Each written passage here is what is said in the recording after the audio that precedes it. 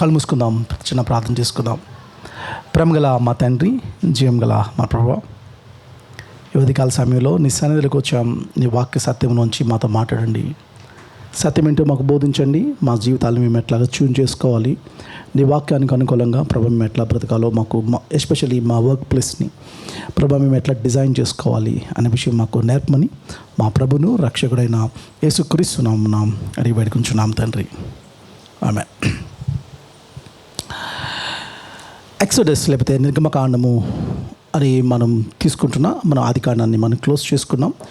So ఒక స్టోరీని మనం తీసుకుని వెళ్ళట్లేదు. దీంట్లో వర్క్ లేదంటే పని అంటే ఏంటో మనకి అర్థమైంది. కాబట్టి నేను ఇప్పుడు మిమ్మల్ని ఒక ప్రశ్న ఇస్తాను. అదేంటంటే వర్షిప్ టీమ్, మన దాంట్లో వర్షిప్ టీంలో ఎవరెవరు ఉన్నారు అనుకుంటున్నారు మీరు? వర్షిప్ టీంలో పేర్లు చెప్పగలరా? వర్షిప్ టీంలో ఉన్నవాళ్ళు కొంతమంది పేర్లు: బ్లెస్సీ, పాలీ, మింటూ. మరి టెక్నికల్ టీమ్ మధు వాళ్ళని ఏమంటారు మీరు చెప్పండి. ఇప్పుడు వాళ్ళని వర్షిప్ టీం అంటారా మీరు? మనకెక్కడో ఏమైపోయింది అని అంటే, పాట పాడితే అది వర్షిప్ అన్న దగ్గర ఆగిపోయాం. సో డే 1 నుంచి మనం అదే చెప్తున్నాం, పాటలు పాడడం వర్షిప్ కాదు. పాటలు పాడడం కూడా అది కూడా వర్షిప్లో ఒక భాగమే తప్ప అది వర్షిప్ కాదు. అందుకని ఏమన్నానంటే, వర్క్ని వర్షిప్ అనే మాట మనం చూస్తూ ఉన్నాం. ఎందుకనంటే అబద్ధ అన్నబడ్డ ఉపయోగించాడు. మీరు 6 రోజులు పని చేసి 7వ రోజు విశ్రమించండి అంటే 6 రోజులు చేసిన పనికి వర్షిప్ అన్నాడు. 7వ రోజు విశ్రాంతి చేసుకోమనండి. సో మనం ఏం చేస్తున్నామనంటే, సండే చర్చ్లో చేసేది అది కూడా పాటలు పాడడం వర్షిప్ అని అంటా ఉన్నాం. సో ఏం చేద్దామంటే, ఈసారి మనం వర్షిప్ అనే దానికంటే వర్షిప్ టీం అనే కంటే పాటలు పాడేది సింగింగ్ టీం అని పెడదాం. మిగతాదంతా వర్షిప్ టీమే. ఇది కెమెరా దగ్గర నుంచి నవ్య చేసిన దగ్గర వర్క్, మింటూ చేసిన వర్క్, ఇవన్నీ ఇదంతా వర్షిప్పే. మీ జాబ్స్ ఇవన్నీ వర్షిప్పే. సో సింగింగ్ కూడా వర్షిప్పే, ప్రసంగం కూడా వర్షిప్పే. సో వర్షిప్ అయిపోయింది, ఇప్పుడు ప్రసంగం టైం ఇది కాదు. సో మనం ఏం చేస్తామంటే, వాక్యం యొక్క వెలుగులో మన డెఫినేషన్స్తో మనం చూపించడానికి మనం ప్రయత్నం చేద్దాం. కాబట్టి కొన్ని విషయాలు మీ ముందు నేను ఉంచడానికి నేను ప్రయత్నం చేస్తాం. అదేంటంటే, ఒకటి, ఎక్సోడస్లో మీరు చూసినప్పుడు, నిర్గమకాండాన్ని మీరు చూసినప్పుడు మనం గుర్తుపెట్టుకోవాల్సిన ఒక పాయింట్ ఏంటంటే, దేవుడు ఎందుకు మనల్ని పనులు చేయమన్నాడు? దేవుడు లాగా మారకపోతే దేవుడు ఆశించినట్టు నేను పని చేయలేను.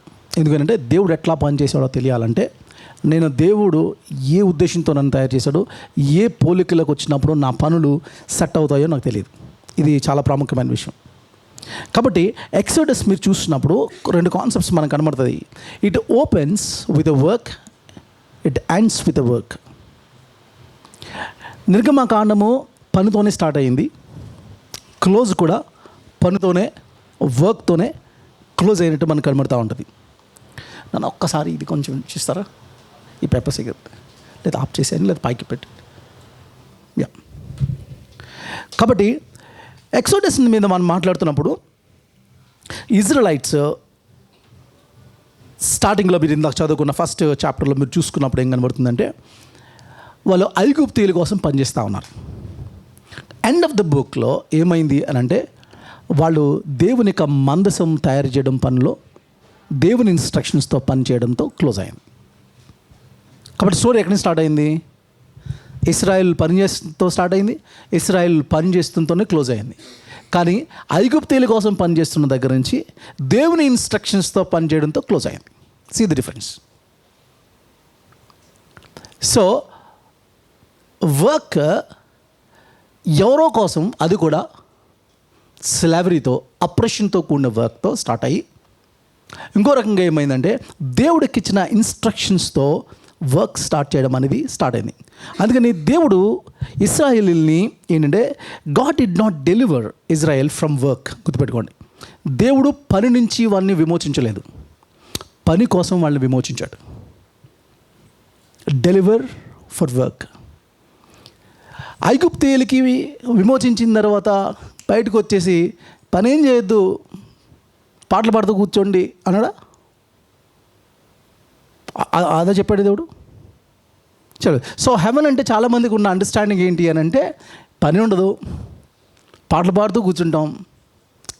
సో సద్గురుని అడిగితే అది సద్గురు ఇచ్చిన స్టేట్మెంట్. అది సద్గురు ఏమన్నాడంటే, ఒకసారి ఒక మీట్లో మాట్లాడుతూ ఆయన ఏమంటే, హెవెన్ నాకు ఇంట్రెస్ట్ అయిన టాపిక్ కాదు, ఎందుకంటే వీళ్ళందరూ చెప్పేది ఏంటి అని అంటే అక్కడ పాటలు పాడుకుంటూ కూర్చుంటాం, ఆయన పొగుడుతూ కూర్చుంటాం అని అన్నాడు. సో నిజంగా ఆయన అన్న డెఫినేషన్స్ లైక్ క్రైస్తవులు కానీ విశ్వాసం ఉంటే కనుక హెవెన్ నాకు కూడా బోరు కొడుతుంది. పని లేదు, వర్క్ లేదు.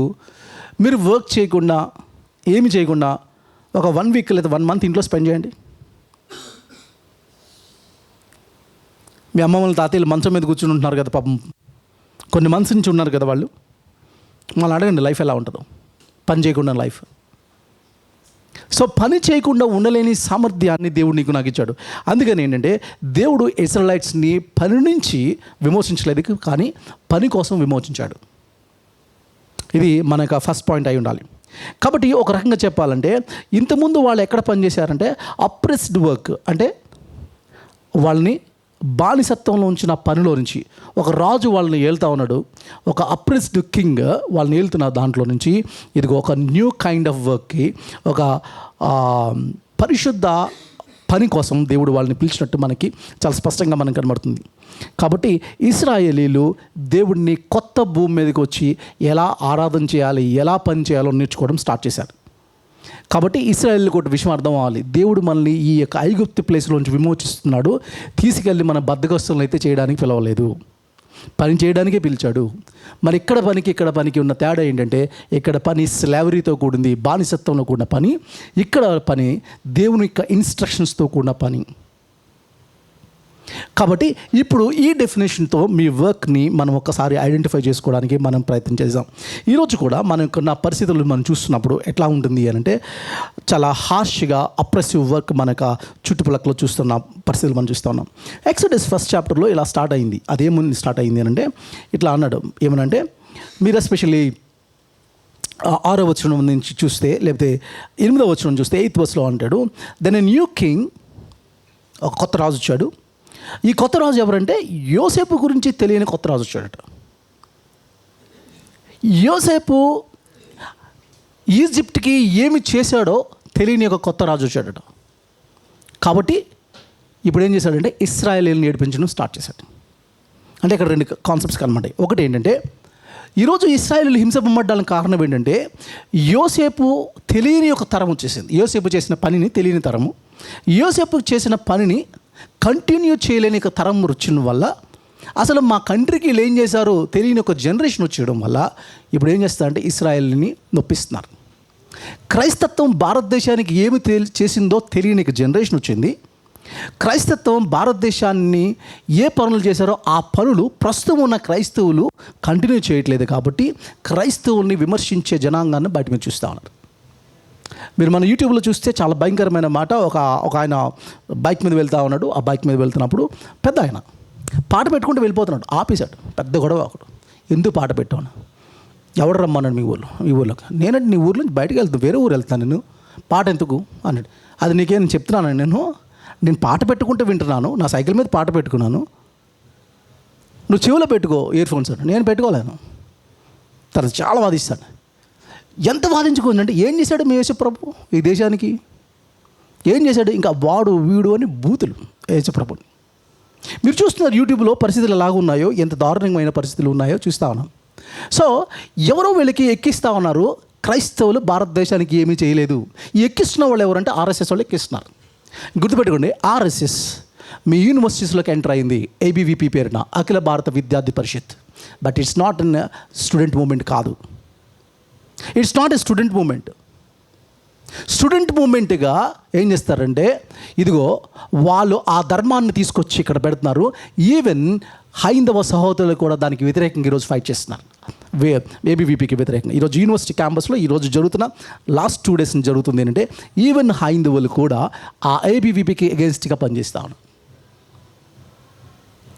పేరు ఏంటంటే అఖిల భారత విద్యార్థి పరిషత్, స్టూడెంట్ మూమెంట్. కానీ లోపల జరుగుతుంది స్టూడెంట్ మూమెంట్ కాదు. ఆ పేరిట లోపలికి ఎంటర్ అయ్యి ఇదిగో ఏం చేస్తారంటే ఇలా మతాల మధ్యన విద్వేషాలు తీసుకొచ్చి చెప్తున్న మాట అంటే వీళ్ళు క్రైస్తవులు ఏమి చేయలేదు, లేకపోతే వీళ్ళు ఏం చేయలేదు, వాళ్ళే చేయలేదు, ఇది మాట్లాడుకున్న పరిస్థితులు వస్తూ ఉన్నాయి. మీరు ఆలోచించండి, ఇది ఈ మాటలు మాట్లాడుతూ ఉన్నాను.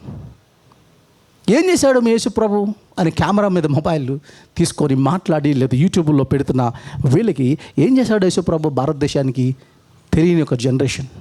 ఆడపిల్లలు బట్టలు వేసుకోకూడదు, జాకెట్లు వేసుకోకూడదు అంటే జాకెట్లు కుట్టించిందే క్రైస్తవ మిషనరీలు. జాకెట్లు వేసుకుంటే బ్రెస్ట్ ట్యాక్స్ కట్టాలంటే అది అవసరం లేదని దాని మీద ఫైట్ చేసింది మిషనరీస్. తెలియని జనరేషన్ వచ్చింది. అనేకమైన మూమెంట్ చదువుకోవడానికి వీల్లేదు అన్నప్పుడు చదువుని చెప్పింది భారతదేశానికి తీసుకొచ్చింది, విద్యను తీసుకొచ్చి యూనివర్సిటీస్ పెట్టింది ఇక్కడ క్రిస్టియన్ మూమెంట్స్. ఏమి చేసిందో తెలియని జనరేషన్ ఈరోజు వచ్చింది, విమర్శించడం స్టార్ట్ చేస్తారు. కారణం ఏంటంటే ఈరోజున్న క్రిస్టియన్స్ ఏం చేస్తారంటే ఎల్బీ స్టేడియంలు నింపుతున్నారు, పబ్లిక్ మీటింగ్లు పెడుతున్నారు, ఏంటంటే పాటలు పాడుతూ కూర్చున్నారు. స్కూల్స్ లేవు, హాస్పిటల్స్ లేవు, సొసైటీతో సంబంధం లేని, దేశానికి ఏమి చేశారో తెలియని ఒక జనరేషన్ రావడం వల్ల ఈ క్రైస్తవుల వల్ల ఏమీ ఉపయోగం లేదని బయట ఉన్న వాళ్ళు మాట్లాడతారు. కారణం ఏంటంటే ఈరోజు క్రైస్తవులు అలాగే బిహేవ్ చేస్తున్నారు. What is your contribution? ఇది మనము ఆలోచిస్తేనే కానీ జెన్సిస్ అనేది మనకి అర్థం కాదు. కాబట్టి ఇది చాలా స్పష్టంగా జోసెఫ్ నుంచి యొక్క లైఫ్లోంచి మనం తెలుసుకోవాల్సిన మాటలు ఇవిగా మనం గుర్తించాలి. అంత మాత్రమే కాదు, ఒకటి వాళ్ళని చాలా ఒక మాట అన్నాడు.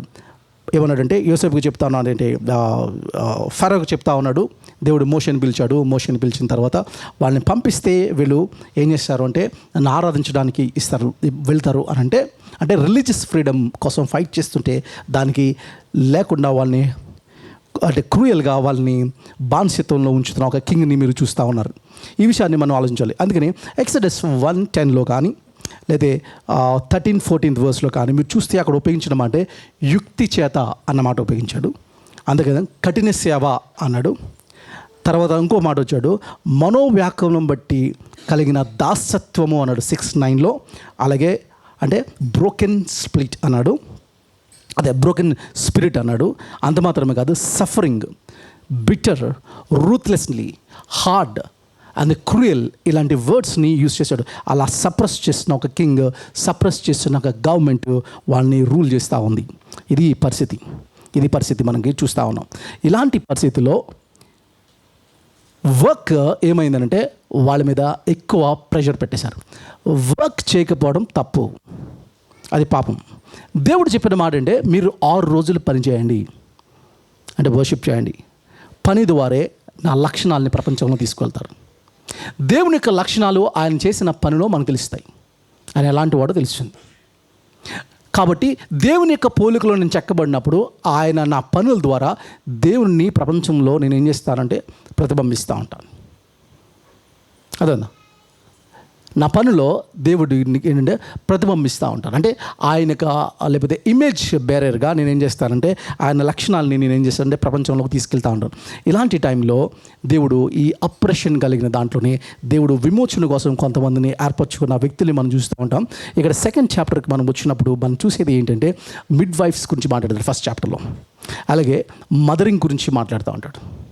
సో ఈ మిడ్ వైఫ్స్ ఎవరు అని అంటే వీళ్ళెవరు అంటే వీళ్ళని సప్రెస్ చేయడానికి, అప్రెస్ చేయడానికి హేరోదు వాళ్ళు తీసుకొచ్చిందంటే మగవాళ్ళందరినీ చంపేశామన్నాడు, చిన్నపిల్లలందరినీ చంపేశామన్నాడు. ఇది వాళ్ళకి ఇచ్చిన పని.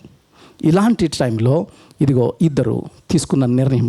ఒకటి ఎవరు అంటే యొకోబెత్, అంటే మోజెస్ యొక్క తల్లి. అలాగే తన యొక్క అక్క మిరియాం, తన తీసుకున్న డెసిషన్స్. అంత మాత్రం దానికంటే ముఖ్యంగా మిడ్ వైఫ్స్ తీసుకున్న డెసిషన్స్ ఏంటో మనం చూడాలి. అప్పుడు ఇలాంటి ప్రజల మధ్యన దేవుడు ఇలాంటి వాళ్ళని లేపుతున్నారన్న విషయం మనకు అర్థమవుతుంది. ఒక ప్రక్కన సిస్టమ్ నేను అనగొడుతున్న టైంలో, వాళ్ళని కంట్రోల్ చేస్తున్న టైంలో మిడ్ వైఫ్స్ చేసిన పని అంటే ఫారో వాళ్ళకి చెప్పిన మాట అంటే వీళ్ళకి చెప్తా ఉన్నాడు, అదేంటంటే మీరు మగ పిల్లలు పుట్టగానే చంపేసేయండి అన్నాడు. వీళ్ళు నర్సింగ్ డాక్టర్స్గా ఉన్నారు, చంపేయమని వాళ్ళకి ఆజ్ఞ వెళ్ళింది. కానీ వీళ్ళు ఏమన్నారంటే గవర్నమెంట్ కంటే దేవుని ఎడల భయం కలిగిన వ్యక్తులుగా ఉన్నారు. The fear of the Lord more than the fear of the Pharaoh. Pharaoh యొక్క భయం కంటే దేవుని యొక్క భయంతో కలిగి ఉండి వాళ్ళని చంపకుండా గవర్నమెంట్కి వ్యతిరేకంగా గవర్నమెంట్ యొక్క రూల్కి అగెయిన్స్ట్గా వాళ్ళు నుంచుని దేవుని కోసం నిలబడిన వ్యక్తులు వీళ్ళు. కాబట్టి గుర్తుపెట్టుకోండి, అదేంటంటే sometimes gospel is called as a civil disobedience. Government రేపన్న రోజున ఏమంటుంది అంటే, ఈరోజు గవర్నమెంట్ ఒక రూల్ తీసుకొచ్చింది భారతదేశంలో. అదేంటిది? హోమోసెక్షువాలిటీ ఇస్ లీగల్ చేసింది. ఎక్స్ట్రా మ్యారిటల్ అఫైర్ లీగల్ ఇండియాలో. తెలుసు కదా, అది తెలుసా లేదా? Extra marital affair husband wife బయటకు వెళ్ళి పెట్టుకోవచ్చు. అది తీసుకెళ్ళి కోర్టులో వేస్తే కేసు ఏమి ఇప్పుడు నమోదు అవ్వదు. సో ఫ్రీడమ్ ఇచ్చేసింది. ఇప్పుడు వరకు ఏంటంటే అబ్బాయికి అది ఫ్రీడమ్ ఉండదు, ఇప్పుడు ఉమెన్కి కూడా ఫ్రీడమ్ ఇచ్చింది. అబ్బాయిని కంట్రోల్ చేయడం మానేసి అబ్బాయిలకి ఫ్రీడమ్ ఉంది కాబట్టి మీకు కూడా ఫ్రీడమ్ ఇస్తున్నానని సుప్రీంకోర్టు ఇచ్చింది. ఏంటంటే మీరు కూడా ఎక్స్ట్రా మ్యారిటల్ అఫైర్ అయితే మీ ఇద్దరికీ అభ్యంతరం లేనప్పుడు గో హెడ్, అది కేసు అవ్వదు. ఇలాగ సిస్టమ్ మాట్లాడుతున్నప్పుడు అంటే గవర్నమెంట్ ఇలాంటి రూల్స్ తీసుకొస్తున్నప్పుడు, లేకపోతే రేపన్న రోజున ఏముందంటే అబార్షన్ లీగలైజ్ చేసినప్పుడు చర్చ్ మాత్రం స్టిల్ దేవుని యొక్క వాక్యానికి గౌరవించి ఏమంటే ఇది తప్పే అని మాట్లాడుతుంది. గవర్నమెంట్కి అగెయిన్స్ట్గా కూడా కొన్నిసార్లు వాయిస్ రేస్ చేస్తుంది. ఎందుకనంటే గవర్నమెంట్ రూల్ని అతిక్రమించినప్పుడు సిస్టమ్ని సర్వ్ చేయవలసిన బాధ్యత దేవుడు నీకు నాకు అప్పచెప్పాడు. అది మిడ్ వైఫ్స్ యొక్క లైఫ్లోంచి మనం చూస్తూ ఉంటాం. మిడ్ వైఫ్స్ చేసిన పనులు ఇవే. వాళ్ళ ఫారో చెప్పిన సిస్టమ్కి అగెయిన్స్ట్గా వాళ్ళు నిల్చడం అనేది చూస్తూ ఉంటాం. అంత మాత్రమే కాదు, ఇంకొకటి మనం చూస్తాం. అదేంటే యొకోబెత్. ఒక మదర్ యొక్క రోల్ ఏంటో మీరు చూడాలి. చాలామంది ఇక్కడ కూర్చున్న వాళ్ళు అంటే పని అంటే ఏంటి అంటే మాకు జాబ్ లేదు అని ఎవరైతే అనుకుంటున్నారో, ఎస్పెషల్లీ మదర్స్ గుర్తుపెట్టుకోండి, మీ పిల్లల్ని మీరు పెంచే విధానం ఉందే, లేదా మీ నైబర్స్తో మీరు మాట్లాడే విధానం ఉందే, ఆ మదర్హుడ్ ఉందే, అది కూడా పనే. ఆ పని చాలా ప్రాముఖ్యమైనది. మీ పిల్లల్ని ఎలా పెంచుతూ ఉన్నారు? మనం పడుకుని పోతుంటే అలసిపోయాం, చర్చ్ ప్రేయర్ నుంచి వచ్చిన తర్వాత పడుకొని పోతుంటే మ్యాక్స్ వెంటనే అంటాడు, పడుకున్నవాడు లేచి అంటాడు, that is the time to pray. వాడు మాకు ఏం చెప్తున్నాడంటే it's a time to pray, ఇది ప్రే టైం. సో ఒక సిస్టమ్ వాడు మమ్మల్ని ఏంటంటే మేము ఒక అలవాటు చేసాం, పడుకోనే మునుపు వాళ్ళకి ప్రేయర్ చేయాలి. సో నా ప్రేయర్, మా డాడీ ఎంతసేపు ప్రేయర్ చేస్తున్నాడో వాడు నన్ను చూడాలి. అప్పుడే వాడు మోకరిస్తాడు. మమ్మీ ఎంతసేపు చేస్తున్నాడో వాడు నన్ను చూడాలి, వాళ్ళ మమ్మీ ఎంతసేపు చూస్తున్నాడు, అప్పుడే వాడు కూడా మోకరిస్తాడు. మీరు ఎగ్జాంపుల్గా లేకుండా మీ పిల్లల్ని దేవుని భక్తిలో అయితే మీరు పెంచలేరు, గుర్తుపెట్టుకోండి. మీ పిల్లలు మిమ్మల్ని ఇమిటేట్ చేయడానికి చూస్తాడు. నేను ఏ వైట్ షర్ట్ వేస్తే ఆడికి వైట్ షర్ట్ కావాలి, కాబట్టి నేను మోకరిస్తే వాడు మోకరించడం స్టార్ట్ చేశాడు. కాబట్టి నేను ఆఫీస్ రూమ్లో చైర్ వేసుకుంటే వాడు టేబుల్ కావాలన్నాడు, కాబట్టి వాడుకో టేబుల్, వాడుకో చైర్. సో ఏం చేస్తారంటే పిల్లలు పేరెంట్స్ని ఇమిటేట్ చేస్తూ ఉంటారు. కాబట్టి పేరెంట్స్ మీ పిల్లలకి ఎగ్జాంపుల్ ఇవ్వండి. ఈవెన్ మీ పిల్లల్ని పెంచడం అనేది ప్రాముఖ్యమైన బాధ్యత దేవుడు పేరెంట్స్ మీద పెట్టాడు. కాబట్టి అందుకని మీరు జాబ్ చేయట్లేదు, జాబే పని అనుకోవడానికి వీలేదు. దానికి మించి పేరెంటింగ్ ఈజ్ ఏ వర్క్, అది గుర్తుపెట్టుకోండి. ఎలాంటి పిల్లల్ని ఈ ప్రపంచంలోకి తీసుకొస్తారు అన్న సంగతి మీరు జ్ఞాపకం చేసుకోవాలి. నేను 2వ అధ్యాయానికి ఒకసారి వచ్చి ఒక మాట మీకు చెప్తాను. ఇక్కడ 2వ అధ్యాయం మీరు మొదటి నుంచి 6 వచనాలు చదువుతారా? 1 నుంచి 6 వచనాలు చదువుతారా? ఓకే. ఆ స్త్రీ గర్భవతి అయి కుమారుని కానీ 3 నెలలు దాచింది ఆవిడ. ఓకే ఓకే ఓకే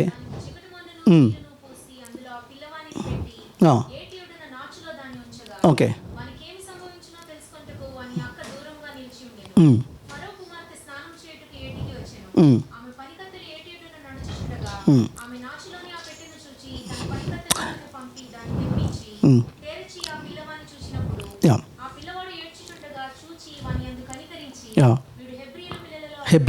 హెబ్రీల పిల్లలు కూడా నేను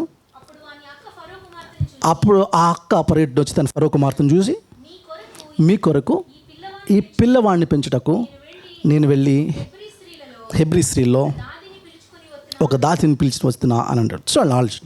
సో ఇప్పుడు నేను ఇచ్చిన ఈ 6 వర్సెస్లో బిట్వీన్ ద లైన్స్ మీరు చదవడానికి మీరు ప్రయత్నించండి. Between the lines. ఒకవేళ ఇదే కానీ మీరు ఒక చిన్న స్కిట్ వేయాలన్నా, లేకపోతే ఒక మూవీ తీయాలన్నా, లేకపోతే మీరేం చేయగలరు దీంట్లో? ఈ మిరియామ్ యొక్క క్యారెక్టర్ మీరు చూస్తే, మిరియామ్కు ఒకటి గమనించండి. అదేంటంటే వాళ్ళ మమ్మీ, మిరియామ్ యొక్క మమ్మీ అంటే మోసెస్ యొక్క తల్లి, మోసెస్ పుట్టాడు. చంపేసే కాన్సెప్ట్స్ వచ్చినాయి. కాబట్టి ఇప్పుడు ఏం చేయాలంటే దాయాలి, జమ్ము పెట్టి చేయించింది, దాంట్లో పెట్టింది. ఇప్పుడు రెస్పాన్సిబిలిటీ ఆరోన్కి ఇవ్వలేదు, మిరియంకి ఇచ్చింది. ఏమర్థం అవుతుంది? Maybe Miriam is more responsible than Aaron. లేదు అని అంటే పెద్దదై ఉండొచ్చు, ఇంకా కొంచెం ఎక్కువ బాధ్యత కలిగిన ఒక అమ్మాయి. ఒకటి మనం ఏం చూస్తున్నామంటే మిరియం ఒక క్యారెక్టర్లో మనం ఏం చూస్తాము అని అంటే, ఒకటి ట్రస్ట్ వర్ది, తన తల్లి తనని నమ్మింది, నెంబర్ 1. రెండోది ఈజ్ రెస్పాన్సిబిలిటీ ఉంది. అంత మాత్రం కాదు, ఎంట్రస్ట్మెంట్ అని అంటాం. అంటే ఏమంటే ఒక బాధ్యత అప్పచెప్పింది. తమ్ముడిని ఇక్కడ పెట్టాను, తల్లి చూడలేకపోయిందేమో, వెళ్ళిపోయింది. తల్లి అయితే అక్కడ లేదు, వెళ్ళిపోయింది. తల్లి కూతుర్లు కలిపి వేసిన ప్లాన్లో, కొడుకుని రక్షించుకోవడానికి ప్లాన్లో నైల్ నదులు పెట్టారు. నైల్ నదులు ఎలాంటిది అంటే, ఎలా ఉంటుంది అని అంటే, ఈ యొక్క దాన్ని ఏమంటారంటే ముసళ్ళు ఉండే ఇది క్రోకడైల్స్ ఉన్న అది ఎక్కువ ఉంటుంది. అందుకని నైల్ నదికి వాళ్ళ దేవతని ఆరాధన చేస్తారు. పిల్లల్ని చంపేది దాంట్లో వేసేయడం అంటే నైల్ లేదంటే దానికి దేవతకి ఆహారంగా ఇచ్చేయడం అనమాట. ఎవరికి? క్రోకడైల్స్కి, వాళ్ళ దేవతగా ఆరాధించిన క్రోకడైల్కి ఇచ్చేయడం, అది తీసుకొచ్చారు. అలాంటి దాంట్లో క్రోకడైల్స్ ఉన్న ఏరియాలో జమ్ము పెట్టి పెట్టడం అనేది వెరీ డేంజరస్ ఇష్యూ. కానీ వాళ్ళు ఎంత ప్లాన్ చేసుకున్నారంటే, ఇలాంటి నైల్ నదిలోకి, ఇంత డేంజరస్ నైల్ నదిలోకి ఫరో తన కూతురు స్నానం చేయడానికి నీటిలోకి వస్తుంది అంటే, ఆ ఏరియాని ఖచ్చితంగా ఎట్లాంటిదంటే ఎలా పెడతారు, ఎలాంటి ప్లాన్ చేసుకుంటారు? క్రోకడైల్స్ రాని ఏరియాగా వాళ్ళు సెట్ చేసుకొని స్నానం చేయడానికి వాళ్ళు పెట్టుకుంటారు అదే. కాబట్టి అలాంటి సేఫ్ ల్యాండ్ని క్రియేటివ్గా వాళ్ళు బుర్ర ఉపయోగించి ఎక్కడ నా కొడుకు సేఫో ప్లాన్ చేసుకొని పెట్టారు. అదోనా వర్క్లో స్కిల్, ఆలోచన, ఇవన్నీ వాళ్ళిద్దరు పెట్టినవి. మీరు జాగ్రత్తగా ఆలోచించండి. అప్పుడున్న మాట ఏంటి అంటే, బాస్కెట్ని చూడమన్నది, చూస్తూ బాస్కెట్ దగ్గర అలా చూస్తే అలా చూస్తుంది అనుకోండి, పక్కడికి అనుమానం వస్తుందా లేదా? ఉంటుంది. కాబట్టి ఎంత తెలివైందంటే ఈ అమ్మాయి ఆ బాస్కెట్ని దూరం నుంచి చూస్తుందంట. గమనిస్తుంది, కానీ గమనిస్తున్నట్టు ఇంకోటి కానీ గమనించాలంటే దెబ్బ అయిపోతుంది. కాబట్టి ప్లాన్ చేసుకోవడం మీకు అర్థమవుతుందా? బిట్వీన్ ద లైన్స్ మీరు చూస్తే తను ప్లాన్ చేసుకున్న పరిస్థితి.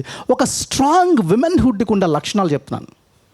ఒక స్ట్రాంగ్ విమెన్హుడ్కి ఉన్న లక్షణాలు ఏంటి అని అంటే ఇవన్నీ. ఒక్కసారి డిస్టెన్స్ నుంచి చూడగానే ఏమైంది అని అంటే, ఆ బాస్కెట్ వెళ్తుంది, ఫరో కుమార్తె నీటిలోకి దిగింది స్నానం చేయడానికి. అరే బాక్స్ ఏంటి తీసుకురమ్మంది. సాధారణంగా ఏమవుద్ది, ఎవరి కంట్లో పడకూడదు అనుకున్నారో వాళ్ళ కంట్లో పడిపోయిందని ప్యానిక్ అయిపోవాలి, గట్టిగా అరిచి పారిపోవాలి. కానీ షీ ఫేస్ ద క్రైసిస్. ఒక ప్రాబ్లం వచ్చినప్పుడు ఆ ప్రాబ్లంలో ఆ క్రైసిస్ని ఫేస్ చేయడానికి వెళ్ళిన ఒక అమ్మాయిని చూస్తూ ఉంటాం. తీసుకెళ్ళి పరిగెట్టుకుని వెళ్ళిపోయింది. ఫరో కుమార్తె ఇంకా ఏం ఆలోచించలేదు. వీళ్ళ దాసీలు, స్లేవ్స్. అలా మాజెస్టీ అని మాట్లాడాలి, మై లార్డ్ అని మాట్లాడాలి. ఇలాంటి మాట్లాడే అలాంటి దాంట్లోకి వెళ్ళి ఏమొస్తుందంటే, వెళ్ళగానే ఫస్ట్ మాట ఏంటి అని అంటే ఏమిస్తుంది తెలుసా? వెళ్ళగానే ఇస్తుందంటే ఒక అడ్వైజ్ ఇస్తుంది. కానీ అడ్వైజ్ కాదు, అది ఇట్స్ ఎ సొల్యూషన్తో కూడిన ఒక అడ్వైజ్. నీ కోసం ఈ పిల్లోని వెతకడానికి హెబ్రీ రాళ్ళని ఎవరన్నా తీసుకురమ్మంటావా దాసీగా? చూడండి, ఎన్ని పాయింట్లు వేసేసిందో. ఒక్క సింగిల్ స్టేట్మెంట్లో తను అనుకున్న 4 పాయింట్లు పెట్టేసింది, 2-3 పాయింట్స్ పెట్టేసింది. ఒకటి, నీ కోసం పెంచాలి. పెంచుతావా?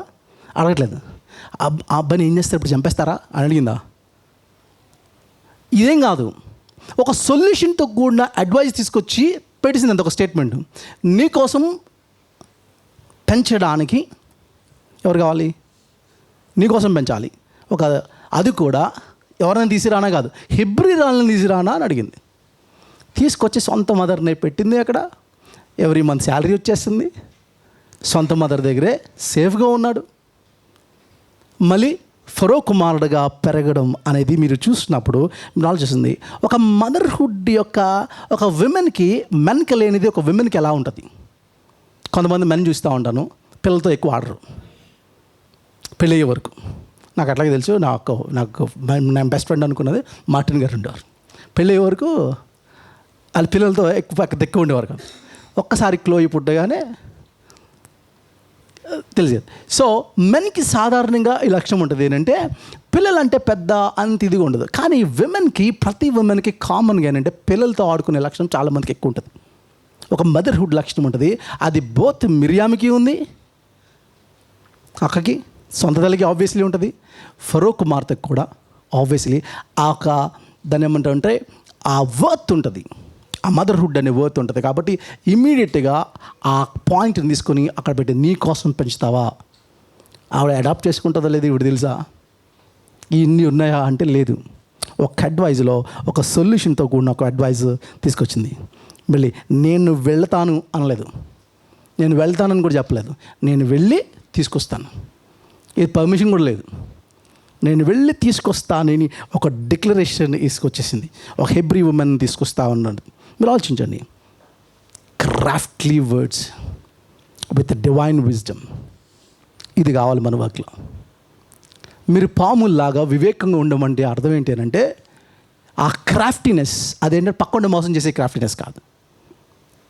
సో ఒక ప్రాబ్లం, ఒక క్రైసిస్ని ఫేస్ చేసినప్పుడు, సో ఆ క్రైసిస్లో నువ్వు ఎట్లా నీ వర్క్ ప్లేస్ని ఎట్లా తీసుకురావాలి అన్న దాని మీద ఉన్న పాయింట్స్ గురించి మాట్లాడుతున్నాడు. సో ఇది మిరియామ్ గురించి ఒకవేళ మనం క్యారెక్టర్ స్టడీ చేయాలంటే మిరియామ్ గురించి చాలా చేయొచ్చు, కానీ ఆ పాయింట్స్ మీ ముందు నేను పెడతా ఉన్నాను. ఇలాంటి టైంలో ఒకటంటే దేవుని యొక్క కాలింగ్ ఎవరికంటే ఒక మోజెస్కి ఇచ్చాడు. మీరు ఆలోచించండి, దేవుని యొక్క calling primarily is not as a pastor or లేదా రిలీజియస్ వర్క్ చేయడానికి, ఒక మత సంబంధమైన పని చేయడానికి దేవుడు పిలిచాడు అనుకుంటున్నారు మనల్ని. దేవుడు అందుకోసం పిలవలేదు. మోజెస్ని ఒక ప్రీస్ట్గా పిలవలేదు. ఇంకా చెప్పాలంటే అదేంటి, గిద్యోన్ని ఒక మిలిటరీ లీడర్గా పిలిచాడు దేవుడు. లేకపోతే ఐజియా కానీ, జెర్మియా కానీ, లేకపోతే ఎజ్గేల్ కానీ, ఈ ప్రవక్తల్ని ఎట్లా ఉపయోగించాడు అంటే దేవుడు సోషల్ క్రిటిక్గా ఉపయోగించాడు. మీరు చెప్పగలరా సోషల్ క్రిటిక్స్ ఎవరున్నారు ఇండియాలో? క్రిస్టియన్ క్రిటిక్స్, సోషల్ క్రిటిక్ కలిగిన స్పీకర్స్ మీకు ఏం తెలుసా? పని వరల్డ్లో క్రిస్టియన్ అంటే స్కాలర్స్. ఆస్గనీస్ యుఎస్లో ఉంటాడు, విశాల్ మంగళవాడి ఇండియాలో ఉంటాడు, సిబి శామ్యుల్. మనకేంటో అది తెలియదు కదా, మనకేంటంటే గిటార్లు పట్టుకుంటే లేదా ఉద్రేకంతో మాట్లాడేస్తే స్పీకర్స్ అనుకుంటాం కదా. సోషల్ క్రిటిక్స్ ఉంటారు, ఆస్గనీస్. వీళ్ళుంటే ఆయన టాక్స్ వినండి, ఆస్గనీస్ ఇస్ అన్ అమెరికన్ ఆస్గనీస్. అలాగే విశాల్ మంగళవాడి, ఇది సోషల్ క్రిటిక్స్. సో ఇది కూడా దేవుని యొక్క పరిచర్య అనేది గుర్తుపెట్టుకోండి. సొసైటీలో ఉన్న సిస్టమ్ని ఆలోచించి విశాల్ మంగళవాడి మోదీ గారు పరిపాలనకు రాగానే ఆయన ప్రిడిక్ట్ చేసిన 2 కాన్సెప్ట్ ఏంటంటే కరెన్సీ దగ్గర తేడా జరుగుతుంది అన్నాడు. ఆయన చెప్పిన వితిన్ కొన్ని 6 monthsలోనే 500 notes క్యాన్సిల్ చేయడం, 2000 notes తీసుకురావడం, మళ్ళీ అది క్యాన్సిల్ చేసి 500 తీసుకురావడం, ప్రిడిక్ట్ చేసి చెప్పేసిన మాటలు. Social critic. At the same time ఇంకొక మాట చెప్పాడు, అదేంటంటే మోదీ పరిపాలనలో ఏమవుతుంది అని అంటే సిస్టమ్ అంతా తీసుకొచ్చి ఆర్ఎస్ఎస్ చేతిలో పెడతాడు, దేశము ఆర్ఎస్ఎస్ చేతిలోకి వెళ్ళబోతుంది. ఇది సుమారు ఒక 8 years బ్యాక్ చెప్పాడు. సో ఒక ప్రాఫిటిక్ స్టేట్మెంట్ బయటకు వచ్చింది. సో ఎగ్జాక్ట్గా సోషల్ క్రిటిక్స్ చేసే పని అయితే దేవుడు వాళ్ళని ఉపయోగించుకున్నాడు. మోజెస్ని ఒక గవర్నర్గా ఉపయోగించుకున్నాడు, ఒక స్టేట్స్ మ్యాన్గా లేకపోతే ఒక షెపర్డ్గా పిలిచాడు. ఈ షెపర్డ్ ఎలాంటి వాడు అని అంటే ముందు యాక్చువల్గా is a prince and a prince shepherd అయ్యాడు. ఇంతకుముందు చేసింది షెపర్డ్ ప్రిన్స్గా అయ్యాడు ఎక్కడంటే జోసెఫ్ తేర్లో. ఇది ఉల్టా జరిగింది. ఇక్కడ ఏంటంటే తిన పరిస్థితి ఏంటంటే ఒక యుద్ధానికి వెళ్ళాడు అనుకోండి, వార్కి వెళ్ళాడు, 100 soldiers వెళ్ళాడు అనుకో, ఒక సోల్జర్ చచ్చిపోతే ఇంకెంతమంది ఉంటారు సోల్జర్స్? 99 soldiers ఉంటారు, వాళ్ళతో ఫైట్కి వెళ్తాడు. ఇంకోటి చచ్చిపోయాడు, 98 soldiers యుద్ధానికి వెళ్తాడు, యుద్ధానికి వెళ్తానే ఉంటాడు. కానీ ఇప్పుడు షెపర్డ్ యొక్క రోల్ ఏంటంటే ఒక్క షీపు కోసం 99 వాటిని వదిలిపెట్టి రావాల్సి వచ్చిన స్థితికి దేవుడు తీసుకెళ్ళాడు. 40 years as a prince and 40 years as a shepherd. ఆ షెపర్డ్గా వచ్చిన తర్వాత ఇప్పుడు దేవుడు ఎన్నుకొని ఇక్కడ నీ కాలింగ్ ఉంది, నువ్వు వెళ్ళి ఫారో దగ్గరికి వెళ్ళు, నా ప్రజల్ని రిడీమ్ చేయడానికి నువ్వు వాడుకుంటున్నాను లీడర్గా అని అంటే చెప్పిన మాట అంటే నాకు నత్త వచ్చింది, నాకు రాదు అన్నాడు. అరే ఈ సకల విద్యలందు ప్రావీణుడు అని చెప్పిన మోషకి ఈజిప్ట్ యూనివర్సిటీస్లో ఇంత విద్య చదివిన జోసెఫ్ లేదా మోజెస్కి ఎందుకు నత్త వచ్చింది అని అంటే 40 years పాష్ లాంగ్వేజ్ మొత్తం పోయింది. మేకలతో గొర్రెలతో బ్యాబ్బే అంటూ నేర్చుకున్నాడు 40 years. లాంగ్వేజ్ ఆక డిసిప్లైన్ అంతా పోయింది. ఎట్లా వచ్చింది అని అంటే మా దగ్గర ఉంటుంది ఒక రకమైన తెలుగు వస్తుంది, కొన్ని స్లాంగ్స్ ఉంటాయి, అలాంటి తెలుగు మంచి తెలుగు పోయి ఒక తెలుగు వస్తే ఎట్లా ఉంటుందో స్థితి అంతా ఎట్లా మారిపోయిందంటే అట్లా పారిపోయింది. ఇప్పుడు నేను ప్యాలెస్లో మాట్లాడే స్థితిలోకి నేను లేను. దీనికి తను మాట్లాడిన మాట, దేవుడు అప్పుడు అంటాడు, ఇప్పుడు నాకు కావాలి. నువ్వు ఈజిప్టియన్ని చంపేసినప్పుడు, అరే ఈడేదో మనకు పనికిలో వచ్చేలా ఉన్నాడు, మన పార్టీకి ఈడైతే మనకు ఉపయోగపడతాడు, మన కోసం నుంచునిలా ఉన్నాడని దేవుడు ఎన్నుకోలే. ఈడు పనికిరాడు, ఈ యాటిట్యూడ్ ఉన్నవాడు పనికిరాడు. ఏ యాటిట్యూడ్ అంటే ఒక షెపర్డ్ యాటిట్యూడ్లోకి రావాలి. ఇప్పుడు దేవుడు ఏం చేస్తాడంటే నిన్ను జీరో చేసి అప్పుడు ఉపయోగించుకోవడానికి దేవుడు ప్రయత్నం చేస్తూ ఉన్నాడు. మోషేకి ఒక స్టిక్ని, కామన్ స్టిక్ని ఉపయోగించుకుని ఆ స్టిక్ని వదిలేసేయి. ఇదేంటి ఆఫ్టర్ ఆల్ ఇక స్టిక్ అనుకున్నావు కదా, ఆ స్టిక్ని పాముని చేయడం. దానికి ఉద్దేశం ఏంటంటే ఆ స్టిక్ని చాపితే ఎర్ర సముద్రం పాయలవడం. ఈ కాన్సెప్ట్స్ అన్నింటిలో ఏం చెప్తానంటే నీ ఆర్డినరీ థింగ్స్లో నేను ఇన్వాల్వ్ అయ్యి నేను గొప్ప కార్యాలు చేస్తాను. స్టిక్ని పట్టుకుంటే అంత ఉంటుంది అంటే అంత ఉండదు, నేను వస్తే అంత ఉంటుంది స్టిక్లో. పాయింట్ ఏంటి అంటే నా ఆర్డినరీ థింగ్స్లో దేవుడు ఇన్వాల్వ్ అయినప్పుడు దేవుడు అద్భుతాలు చేస్తాడు, మిరకల్స్ చేస్తాడు. ఆర్డినరీ థింగ్స్లే. నేను ఫెయిల్ అవుతా ఉన్నాను, ఎన్నిసార్లు ఫెయిల్ అయినా. ఆ నైట్ అంతా వల్లేస్తూ ఉన్నాడు పీటర్, ఎన్నిసార్లు వల్లేసిన చేపడలేదు. మార్నింగ్ అంటాడు ప్రభు వచ్చి అంటాడు, ఇప్పుడు వలే. పీటర్లా చేసి, ప్రభా ఐఎమ్ ఏ ఫిషర్ మ్యాన్, నువ్వు కార్పెంటర్, నీ పని చూసుకో, నీకు ఫిషింగ్ గురించి తెలీదు, నా వర్క్ ఏంటో నీకు తెలీదు అనలే. ప్రభా నైట్ అంతా ఫెయిల్ అయ్యాను, సరే నీ మాట చెప్పున. సో నువ్వు ఫెయిల్ అయ్యో, ఈవెన్ దో నువ్వు ఫెయిల్ అయినా నేను ఇన్వాల్వ్ అవుతాను. డివైన్ ఇంటర్వెన్షన్ ఏం చేసింది తెలుసా, ఒక అద్భుతాన్ని తీసుకొచ్చింది. నీ దగ్గర 5 రొట్టెలు 2 చిన్న చేపలు ఉన్నాయా, నేను ఇన్వాల్వ్ అవుతాను, కొన్ని వేల మందికి బ్లెస్సింగ్ చేస్తాను.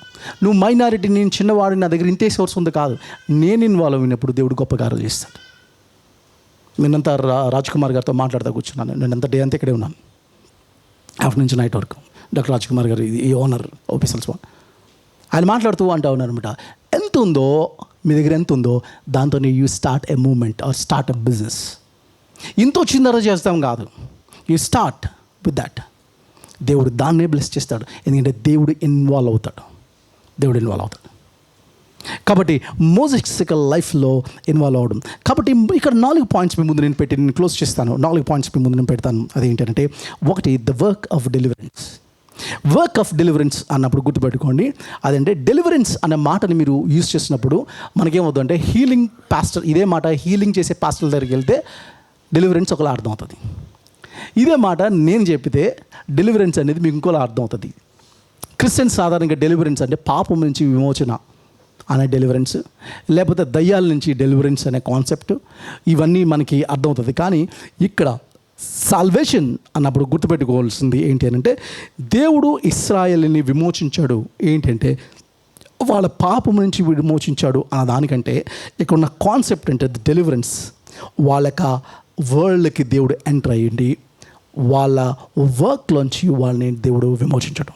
అది మనం చూస్తూ ఉంటాం. వాళ్ళ యొక్క వర్క్లో నుంచి వాళ్ళని విమోచించాడు. మీరు చూస్తే ఎక్సోడస్లో మీరు చూస్తే ఇదే మాటలు మీరు చూస్తే, నేను 2 మాటలు మీ ముందు పెడతాను. ఎక్సోడస్ 20th చాప్టర్లో దేవుడు 10 కమాండ్మెంట్స్ ఇచ్చాడు. ఈ 10 కమాండ్మెంట్స్ని జాగ్రత్తగా గమనించండి, especially 8th verse. Remember the Sabbath, exodus 20th chapter 8th verse.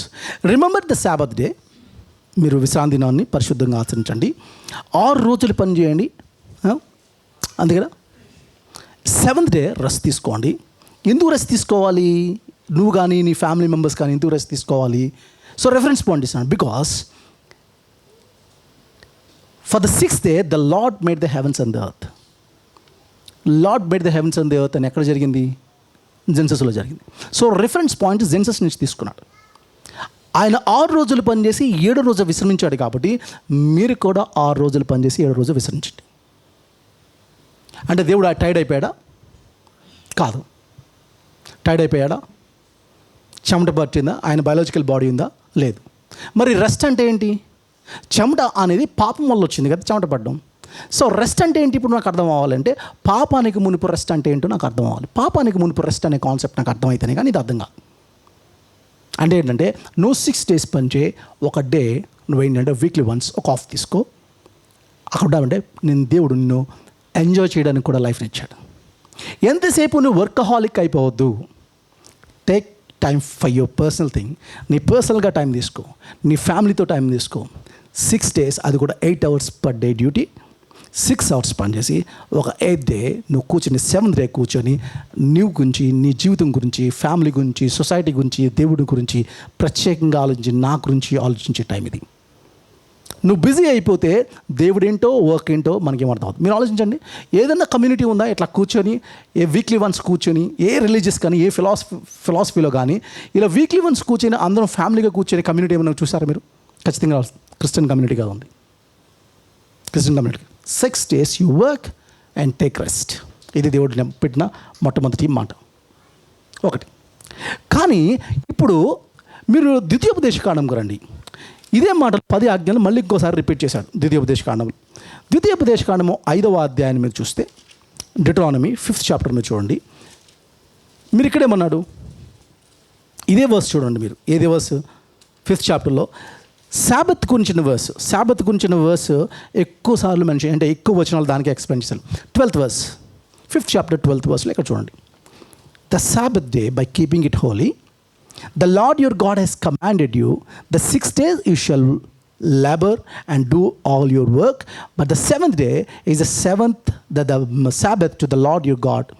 On it you shall not do any work, neither you nor your son or daughter. అంటూ ఎక్స్ప్లెయిన్ చేసుకుంటూ ఏమంటే 15th verse, remember that you are slaves in Egypt. మీరు ఈజిప్ట్లో బానిసలుగా ఉన్నారు. And the Lord your God brought out of there with a mighty hand and outstretched arm. Therefore the Lord your God has commanded you to observe the Sabbath day. ఇప్పుడు reference point ఏంటి? ఇందాక reference point ఏంటి? 6 రోజులు పని చేయండి, 7 రోజులు విశ్రాంతి తీసుకోండి. ఎందుకంటే మీ దేవుడు 6 రోజులు పని చేసి 7 రోజులు విశ్రాంతి తీసుకున్నాడు. కాబట్టి రిఫరెన్స్ పాయింట్ జెన్సిస్ నుంచి తీసుకున్నాడు. ఇక్కడ రిఫరెన్స్ పాయింట్ ఎక్కడి నుంచి తీసుకున్నాడు?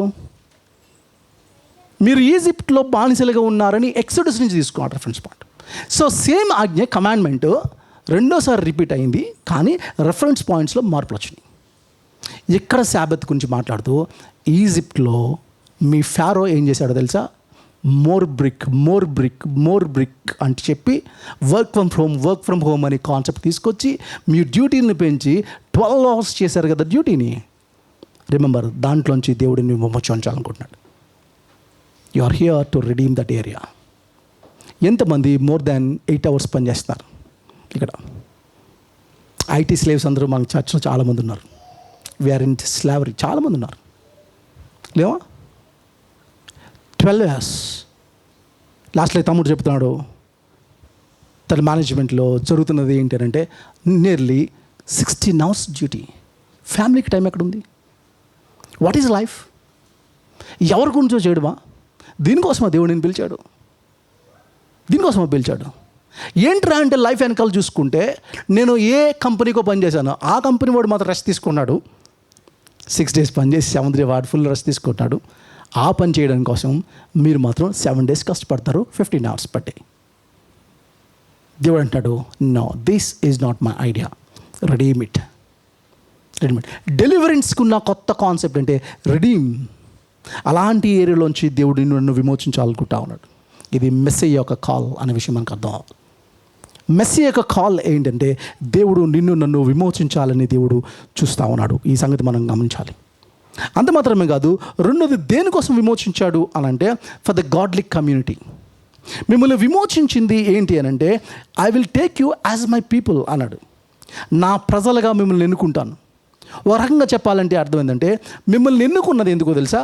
ఒక డిఫరెంట్ కల్చర్, ఒక కౌంటర్ కల్చర్ని తీసుకొస్తున్నాను. అందరిలా మీరు ఉండడానికి కాదు, మిమ్మల్ని ఎన్నుకున్నాను ఒక డిఫరెంట్ కమ్యూనిటీగా మీరు ఉంచడానికి తీసుకొస్తాను. ఇశ్రాయేలీలు వాళ్ళకి ఇశ్రాయేల్కి బయట చాలామందికి, చాలా దేశస్తులకి దేవతలు, దేవుళ్ళు ఉన్నారు. కానీ ప్రపంచానికి ఒక న్యూస్ వెళ్తుంది, వీళ్ళు యుద్ధానికి వెళ్ళినప్పుడు వీళ్ళ ముందు మనదశం వెళ్ళేది, వాళ్ళకేమో ఒక హ్యూమన్ కింగ్ వెళ్తూ ఉంటాడు. కాబట్టి వీళ్ళకి అర్థమైందంటే ప్రపంచానికి ఇబ్బంది అంటే వీళ్ళకి మనిషి రాజు కాదు, దేవుడే రాజు. కాబట్టి సైన్యములకు అధిపతియాగు యెహోవా అని పేరు పెట్టు. వాళ్ళ సైన్యాన్ని నడిపించేది, సిస్టమ్ నడిపించేది సాక్షాత్తు దేవుడు. వీళ్ళ దేవుని ప్రజలు, దేవుని సొత్తైన ప్రజలు అనే స్టేట్మెంట్, ఇది దేవుని రాజ్యం అనే స్టేట్మెంట్ ప్రజల యొక్క మైండ్లోకి దేవుడు ఎస్టాబ్లిష్ చేస్తా ఉన్నాడు.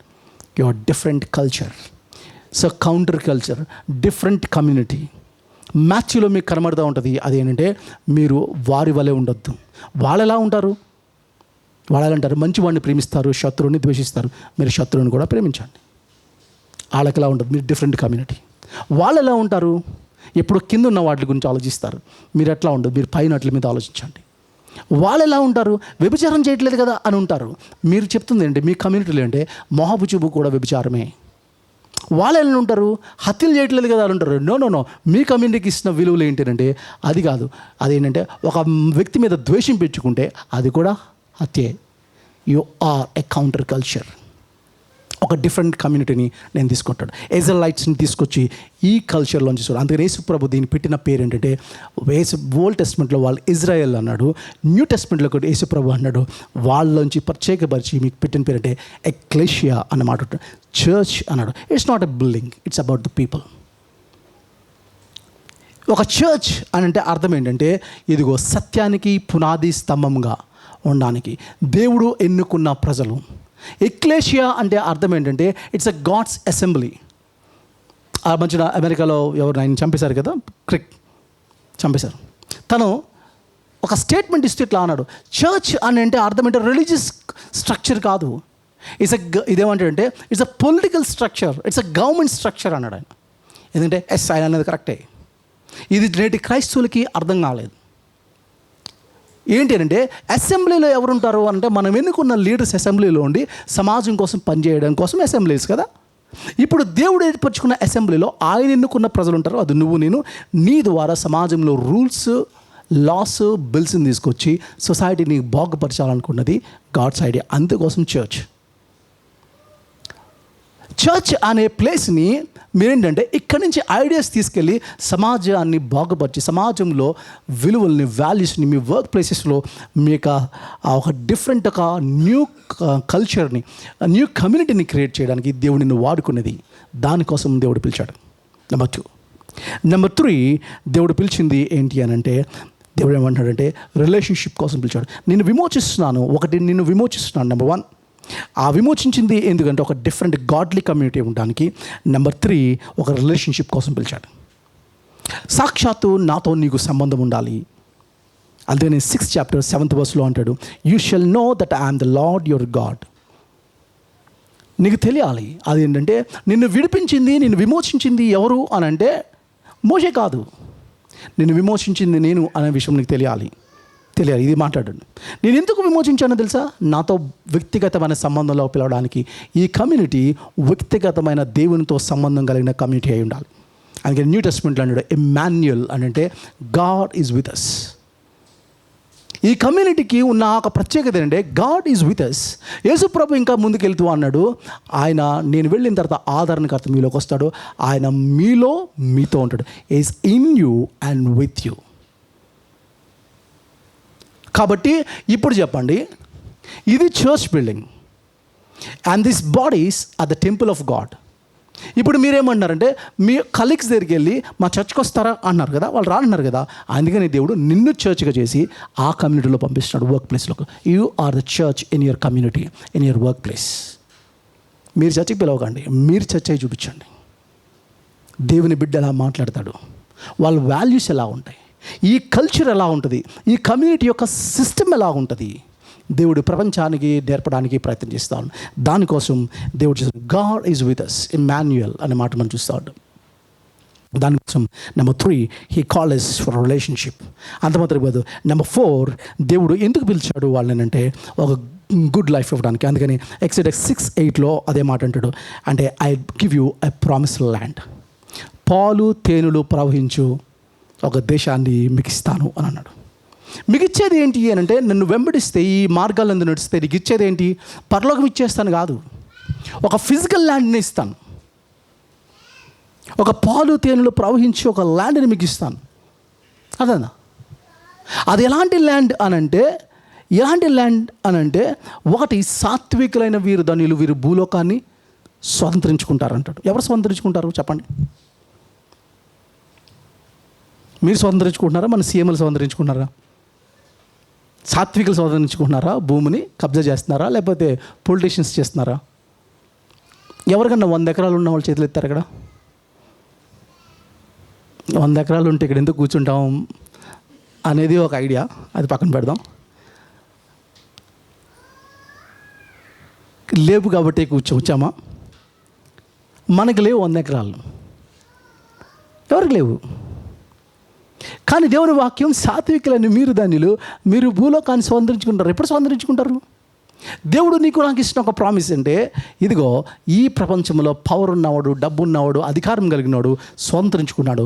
నేను ఇదిగో ఈ కమ్యూనిటీకి, ప్రత్యేకించిన కమ్యూనిటీకి ఒక ప్రత్యేకించిన ఒక భూమిని తయారు చేస్తాను, నూతన భూమిని ఇస్తాను. సాత్వికులని మీరు ధనులు, మీరు భూలోకాన్ని స్వతంత్రించుకుంటారు. ప్రభా, మా వీళ్ళ సంగతి ఏంటి? ఇప్పుడు వరకు మేము సెలబ్రిటీస్ అని ఫీల్ అయ్యారు కదా, వీళ్ళ సంగతి ఏంటంటే మరి ఒక ప్రార్థనను ధనవంతుల్ని ఒట్టి చేతులతో పంపించేస్తావు, దీనుల్ని ఎత్తిపెట్టుకుని సింహాసాల మీద కూర్చోపెట్టేదే దేవుని రాజ్యం. అండ్ దట్ కమ్యూనిటీ, అది పాలు తేనెలు ప్రవహించే దేశం. ఆయన మన విశ్వగురు గారు మాట్లాడుతూ ఉన్నారు, తెలుసు కదా, మనం ప్రపంచంలో ఎంత పేరు ప్రఖ్యాతిగాంచామో లాస్ట్ 2 daysలో మనకు తెలిసిపోయింది. టీవీలో మనం తయారు చేసిన కుక్కకి మనమే పేరు పెట్టేసుకున్నాం. ఒక రోబో డాగ్ని చైనా నుంచి తెప్పించేసుకొని మేడ్ ఇన్ ఇండియా అని పెట్టి, అది కూడా ప్రపంచం జరుగుతున్న సమ్మిట్లో మనం చేసుకోనని పరువు పోగొట్టుకున్న వ్యక్తులు. ఆ యూనివర్సిటీలో స్టూడెంట్స్ని ఇంటర్వ్యూ చేస్తుంటే వాళ్ళు చెప్పిన మాట అంటే, అట్లీస్ట్ సర్టిఫికేట్స్ అన్నా మాకు ఇండియన్ గవర్నమెంట్ నుంచి ఇవ్వండి, చైనా నుంచి కాదు అంటున్నారు.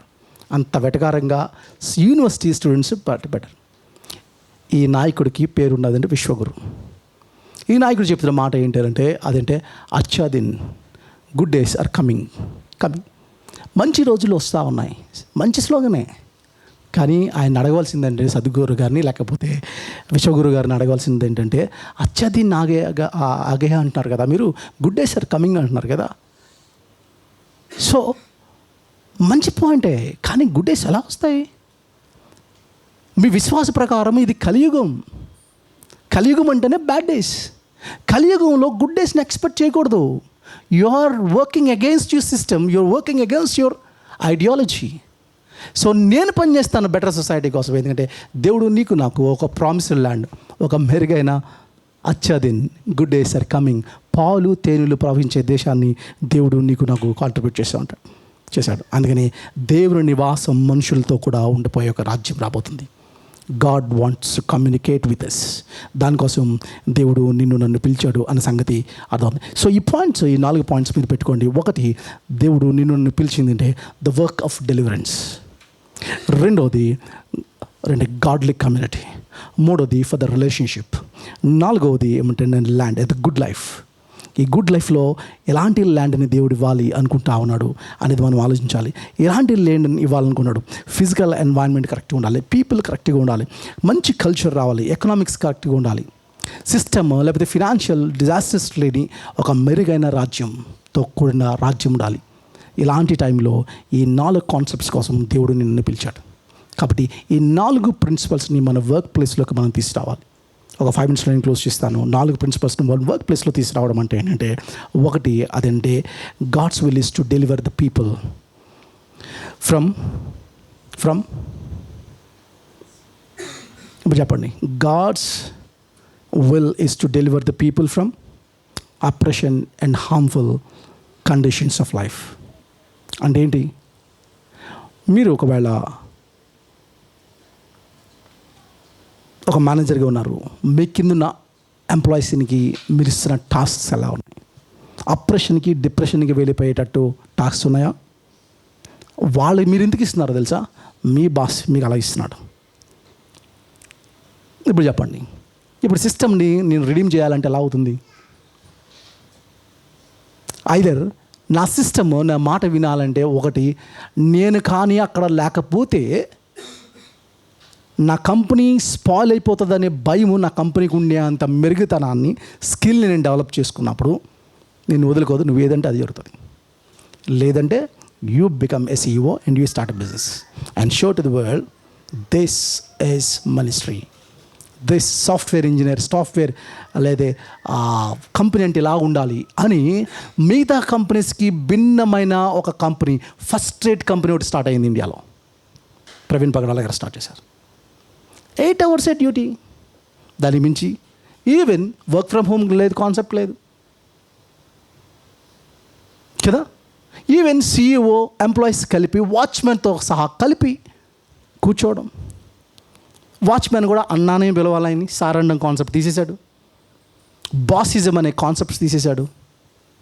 ఈ కమ్యూనిటీకి ఇదిగో ఈ కమ్యూనిటీ అక్కడ పనిచేసిన వాళ్ళు ఇప్పుడు చెప్తున్న అంటే ఏ కంపెనీలో పని చేయలేకపోతున్నారు. ఇప్పుడు మిగతా కంపెనీలో వెళ్తే వాటర్ అంటాడు. ఇప్పుడు వరకు అలా అనేవాడు కాదు ఈయన.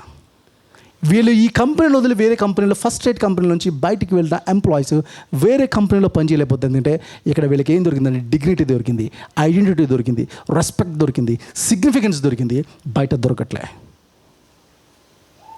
Either you start a company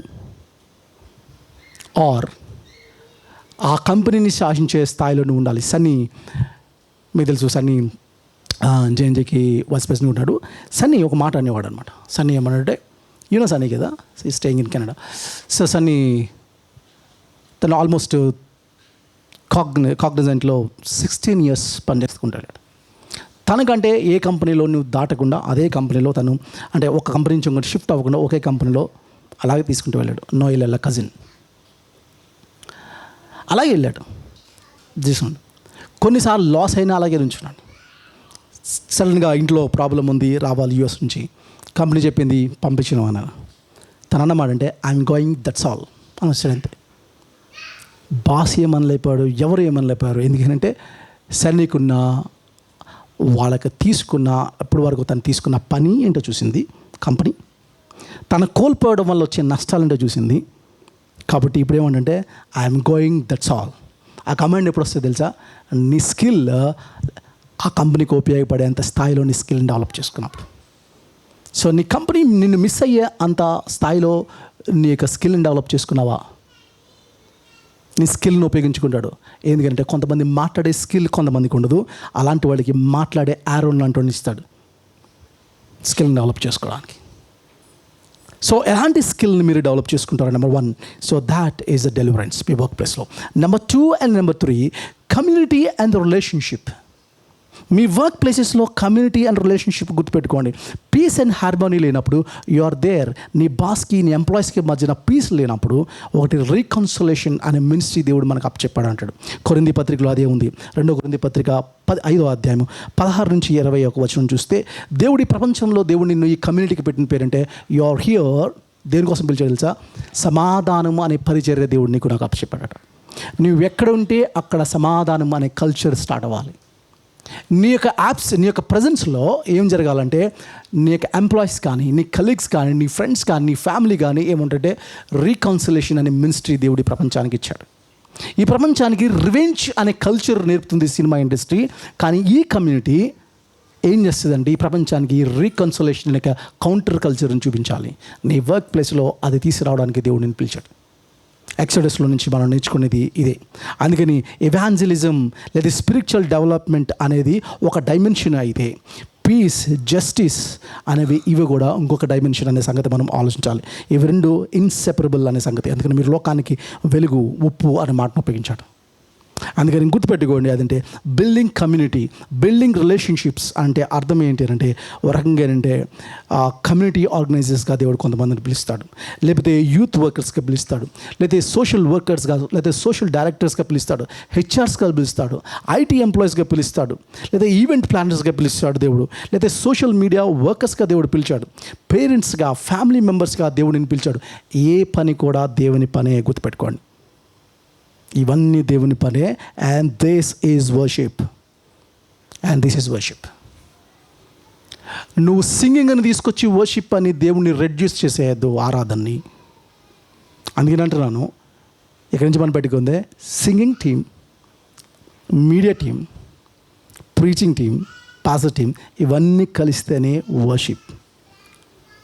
ఇదంతా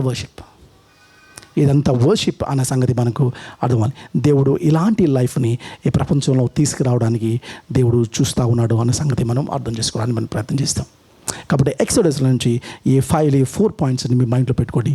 ఈ యొక్క థియాలజీని లేదా ఈ ఐడియాలజీని మన వర్క్ ప్లేస్లో తీసుకెళ్ళినప్పుడు మీ వర్క్ని రిడీమ్ చేయొచ్చు, మీ ఆలోచన మార్చవచ్చు. మీ ఇతరులతో వ్యక్తిగతమైన విషయాల్ని చూసుకున్నప్పుడు వాళ్ళతో ఎలా మాట్లాడుతున్నారు, ఎలా చేస్తున్నారు, ఈవెన్ మీ వర్క్ని కూడా దేవుడు, మీరు చెప్తున్నాను అదేంటే పని చేయకపోవడం పాపం, పనే చేస్తాను రెస్ట్ తీసుకోకపోవడం అనేది కూడా పాపమే. దేవుడు వర్క్కి రెస్ట్కి మధ్యన మాత్రమే నీకు పని అప్పచెప్పాడు. ఈ రెండిట్ల మధ్యనే వర్క్ చెప్తాను, వర్క్ అండ్ రెస్ట్ కాంబినేషన్లో. అందుకని వర్కహాలిక్ అనేది పాపము, పూర్తిగా రెస్ట్ తీసుకుంటాను లేజినెస్ అనేది కూడా పాపమే. కాబట్టి ఈ రెండింటి మధ్యన వర్క్ అండ్ రెస్ట్ కాంబినేషన్లో మీరు లైఫ్ని డిజైన్ చేసుకున్నప్పుడు మీకు అబాండెంట్ లైఫ్ని దేవుడు ఇస్తాడు. అదే ఎక్సడస్ నుంచి మనం నేర్చుకున్నాం. సో నెక్స్ట్ వీక్ వచ్చినప్పుడు మళ్ళీ కొన్ని విషయాలు మనం నేర్చుకోవడానికి మనం ప్రయత్నం చేస్తాం. అలాగ దేవుడు ఈ మాటలను దీవించును కాక. ప్రార్థన చేసుకుందాం. ప్రేమ గల మా తండ్రి, జీవం గల మా ప్రభువా, ఈ సమయాన్ని బట్టి నీకు వందనాలు చెల్లిస్తూ ఉన్నాం. ఈ గొడవ మేము నేర్చుకున్న ఈ సత్యాలను బట్టి నీకు వందనాలు. ఒక క్రియేటివ్గా ఒక క్రైసిస్కి వచ్చినప్పుడు మేము ఎలా డీల్ చేయాలి అనేది ప్రభు మిరియాం నుంచి మేము నేర్చుకున్నాం. ఒక స్ట్రాంగ్ విమెన్హుడ్ అంటే ఏంటో, మదర్హుడ్ అంటే ఏంటో ఈ గొడవ మోసెస్ యొక్క మదర్ దగ్గర నుంచి నేర్చుకోగలుగుతా ఉన్నాం. ఈవెన్ ఫారో యొక్క కుమార్తె కూడా, ఫారో తీసుకెళ్తే ఏమంటాడు, నా తండ్రి ఏమంటాడు, ఏం ఆలోచించకుండా బోల్డ్గా నుంచున్న ఒక విమెన్, స్లేవ్గా చూసిన వాళ్ళని తన కొడుకుగా అడాప్ట్ చేసుకోవడానికి ఎంత దమ్ము కావాలి. ఇలాంటి విమెన్హుడ్ని మా బిడ్డలు మీరు అనుగ్రహించండి. అలాంటి ఒక క్రైసిస్ వచ్చినప్పుడు మేము ఎట్లా నిలవాలో మాకు నేర్పమని అడుగుతా ఉన్నాం. ఈవెన్ పేరెంటింగ్ అనేది ఇది కూడా వర్కే. ఇది మోస్ట్ నెగ్లెక్టెడ్ వర్క్. అసలు మేము వర్క్ లేదని చూడలే, కానీ మదర్హుడ్ అనేది, ఫాదర్హుడ్ అనేది, ఆ వర్క్ అనేది మేము ఆలోచించాడు. ఇది దేవుడు మాకు అప్పచెప్పిన పని, ఆ బాధ్యత మా మీద పెట్టాడు. మా పిల్లల్ని రేపొద్దున ఒక సక్సెస్ఫుల్గా మేము చూడాలంటే వాళ్ళ చిన్న వయసులోనే ఇది కదవా ఫాదర్హుడ్, మదర్హుడ్ వాళ్ళు ఇమిటేట్ చేస్తూ ఉన్నారు పేరెంట్స్ని. ఒక మోడల్ పేరెంట్స్ని ఈ సంఘం నుంచి మీరు లేపని అడుగుతూ ఉన్నాం. అది మాత్రమే కాదు ప్రభా, ఇది కదా వర్క్ ప్లేస్లో ఉన్న టెన్షన్స్.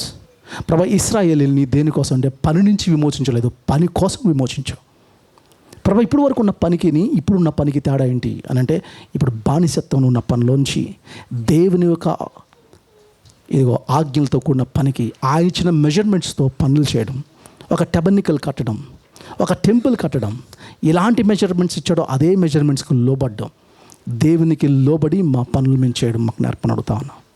దానికోసం మమ్మల్ని పిలిచావు. కాబట్టి మా వర్క్ ప్లేసెస్లో విమోచింపబడాల్సినవి చాలా ఉంది. మా కింద ఉన్న వాళ్ళు అనేకలు ఇబ్బంది పడతారు, మేము ఇబ్బంది పెడతాం, మా పై వాళ్ళు మమ్మల్ని ఇబ్బంది పెడతా ఉన్నారు ప్రభుది కదవా. అలాంటి దాంట్లో మేము విమోచింపబడాలంటే అయితే మేమే ఒక ఆంటర్ప్రెనర్స్గా అయి ఉండాలి. మేమే ఒక మోడల్ బిజినెస్ని చూపించాలి, ఒక మోడల్ ఐటీ సిస్టమ్ని మేము డెవలప్ చేయాలి. ప్రభా, బిడ్డల్లో ఎంతమందికి ప్రేరేపించావో మాకు తెలియదు. బిడ్డలతో మీరు మాట్లాడి నడిపించమని అడుగుతా ఉన్నాం. అలా ప్రతి సిస్టమ్ని డెవలప్ చేసుకుంటూ ప్రభు ఇది కదా మమ్మల్ని ఇది కదవా సంబంధాల కోసం పిలిచావు, ఇది కదవా విమోచించావు, ఒక కొత్త కమ్యూనిటీ ఇచ్చావు. దేవునితో సంబంధాలు, మనిషితో మనకి సంబంధాలు, కమ్యూనిటీ కలిగిన వాళ్ళు, ఒక కౌంటర్ కల్చర్ని క్రియేట్ చేసే బిడ్డలుగా మమ్మల్ని చేసినందుకు నీకు వందనాలు చెల్లిస్తూ ప్రభా, ఈ నేర్చుకున్న ఈ సత్యాలతో మళ్ళీ ప్రపంచంలోకి వెళ్తున్నాం. మా వర్క్ ప్లేస్లో ఇంకా మా స్కిల్ని ప్రభు ఇది కదా మేము ఆలోచించడానికి, మా వర్క్ ప్లేస్లో ఇంకా దేవునికి విలువలతో ఏ డిపార్ట్మెంట్ని విమోచించాలో మాకు నేర్పమని బిడ్డల పక్షానంగా చేసిన ఈ ప్రార్థన అంగీకరించి నడిపించమని మా ప్రభును రక్షకుడైన యేసుక్రీస్తు నామమున అడిగి వేడుకుంటున్నాం తండ్రి. ఆమేన్.